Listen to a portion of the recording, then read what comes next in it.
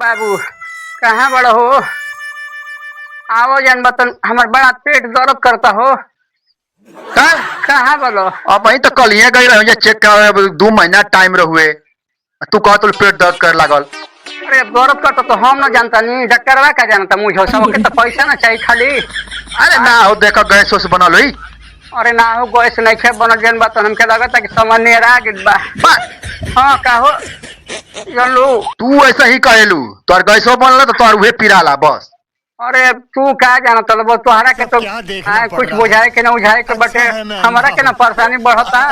आए जना तक रास्ता में हो जे हमके जल्दी ले चला अस्पताल। अरे ना हो ऐसा बात नहीं खे। अरे तू जानत नहीं काम के जना तक हो जाए। अरे रुक जा